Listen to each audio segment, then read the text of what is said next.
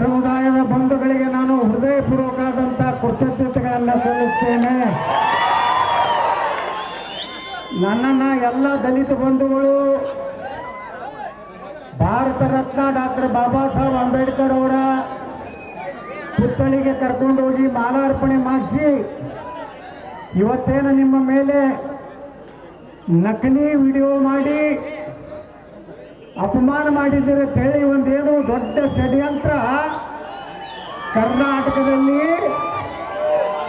Joint ವೆಂಚರ್ನಲ್ಲಿ ನಡೆದಿರೋದು. BJP ಒಬ್ಬ ಲೀಡರ್ನು ಅದನ್ನ, ಕಾಂಗ್ರೆಸ್ ಲೀಡರ್ಗಳು ಕೂಡಿ ಮಾಡಕತ್ತಾರೆ. ಇವತ್ತ ಈ ಜನ ನೋಡಿ ಹತಾಶೆ ಆಗಿಬಿಟ್ಟಾರೆ. ಕರ್ನಾಟಕದ 2028ಕ್ಕೆ JCB ಸರ್ಕಾರ ಕರ್ನಾಟಕ ಬರ್ತದೆ.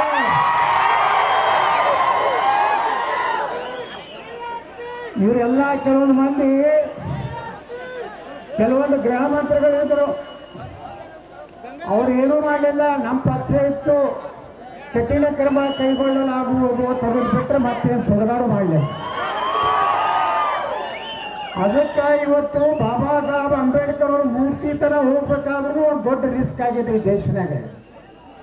ಅಂಬೇಡ್ಕರ್ ಅವ್ರಿಗೆ ಮೂರ್ತಿಗೆ ಹಾರ ಹಾಕ್ಲಿಕ್ಕೆ ಆಗಲಾಗೈತಿ ದೇಶನಾಗ. ದಾವಣಗೆರೆಯಲ್ಲಿ 2 ಗಣಪತಿಗಳಿಗೆ ಕಪ್ಪು ಅರಿಬಿ ಹಾಕಿ, ಮಸೂದಿ ಮುಂದೆ ಕಪ್ಪು ಅರಿಬಿ ಹಾಕಿ ಒಯ್ಯುವಂಥ ಪರಿಸ್ಥಿತಿ ದಾವಣಗೆರೆ SP DC ಪರ್ಮಿಷನ್ ಕೊಟ್ಟಿಲ್ಲ.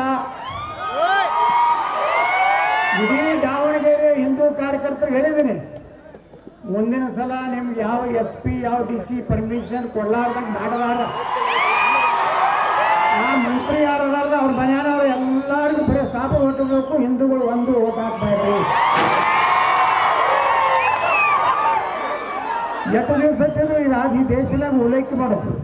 ಇವತ್ತು TV9 ಒಂದು ರಿಪೋರ್ಟ್ ಬಂದ, 2050ಕ್ಕೆ ಭಾರತ ಇಸ್ಲಾಂ ರಾಷ್ಟ್ರ ಆಗ್ತದೆ.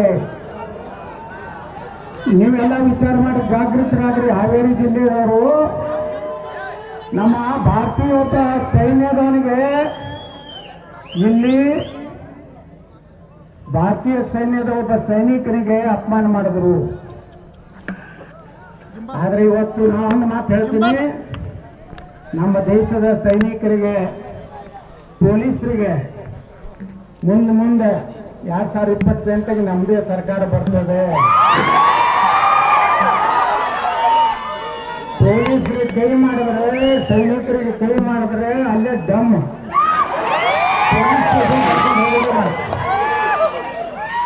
ನನ್ನ